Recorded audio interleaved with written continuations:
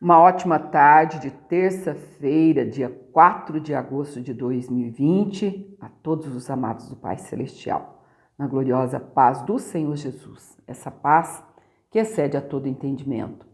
Queridos, hoje vamos estar lendo o último capítulo de 2 Pedro, que só tem 3 capítulos, e já vamos estar lendo também 1 de João, o capítulo 1, que só tem 10 versículos.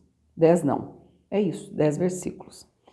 E na nossa terceira leitura, aí é que nós vamos estar lendo Juízes, capítulos 12 e 13. Porque quando a gente vê um capítulo bem curtinho, a gente já coloca na segunda leitura. É melhor a gente adiantar, não é? Porque uma hora que não der para a gente estar lendo, a gente já está adiantando. Amém? A vinda do Senhor.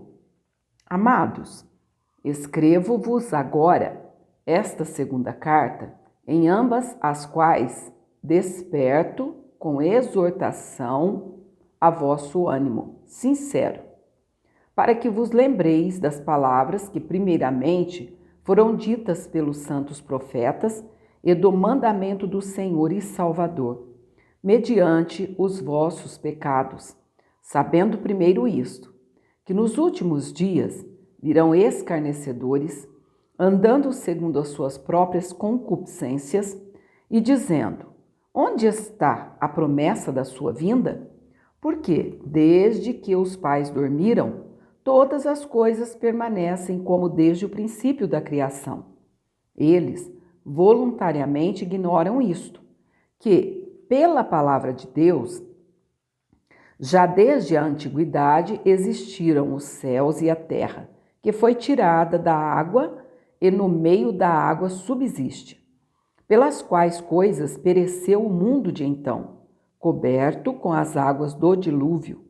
Mas os céus e a terra que agora existem, pela mesma palavra, se reservam como tesouro e se guardam para o fogo, até ao dia do juízo e da perdição dos homens ímpios. Mas, amados, não ignoreis uma coisa, que um dia para o Senhor é como 1000 anos, e 1000 anos como um dia. O Senhor não retarda a sua promessa, ainda que alguns a tenham por tardia, mas é longânimo para convosco, não querendo que alguns se percam, senão que todos venham a arrepender-se. Mas o dia do Senhor virá como ladrão de noite, no qual os céus passarão com grande estrondo, e os elementos, ardendo, se desfarão, e a terra e as obras que nela há se queimarão. Havendo, pois, de perecer todas estas coisas, que pessoas vos convém ser em santo trato e piedade, aguardando e apressando-vos para a vinda do dia de Deus, em que os céus em fogo se desfarão e os elementos ardendo se fundirão? Mas nós, segundo a sua promessa, aguardamos novos céus e nova terra, em que habita a justiça. Desculpa, eu li novos céus, mas são novos céus.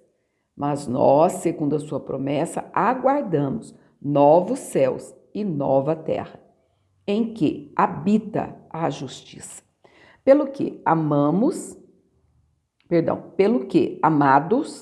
aguardando estas coisas, procurai que deles sejam achados imaculados e irrepreensíveis em paz, e tende por salvação a longanimidade de nosso Senhor. Como também o nosso amado irmão Paulo vos escreveu, segundo a sabedoria que lhe foi dada. Falando disto, como em todas as suas epístolas, entre as quais há pontos difíceis de entender, que os indoutos, ou seja, pouco estudo, né?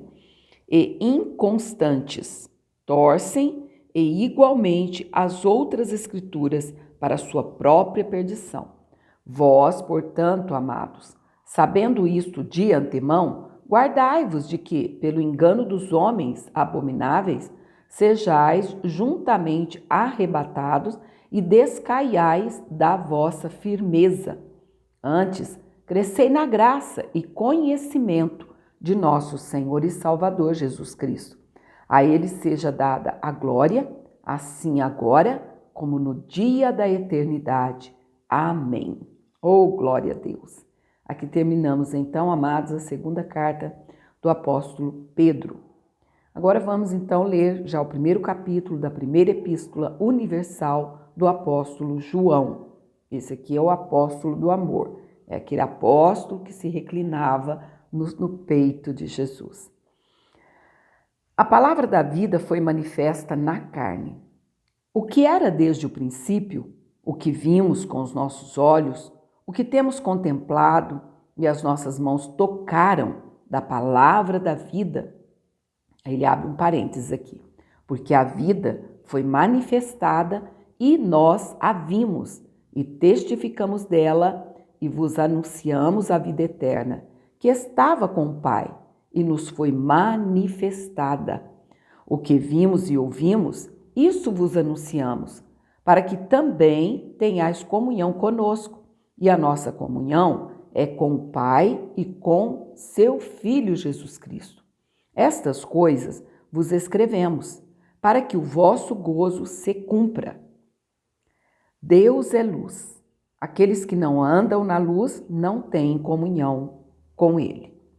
E esta é a mensagem que dele ouvimos e vos anunciamos, que Deus é luz e não há nele treva nenhuma. Se dissermos que temos comunhão com Ele e andarmos em trevas, mentimos e não praticamos a verdade. Mas, se andarmos na luz, como Ele na luz está, temos comunhão uns com os outros, e o sangue de Jesus Cristo, seu Filho, nos purifica de todo pecado. Ou seja, amados, existe condicional. Se andarmos na luz, ou seja, em santidade, estarmos debaixo da luz de Deus o tempo todo, porque Ele é a luz. Como Ele na luz está, temos comunhão uns com os outros e o sangue de Jesus Cristo nos purifica de todo o pecado. É um processo, é uma engrenagem. A confissão dos pecados e o perdão por Cristo. Se dissermos que não temos pecado, enganamo-nos a nós mesmos e não há verdade em nós. Se confessarmos os nossos pecados, Ele é fiel e justo para nos perdoar os pecados e nos purificar de toda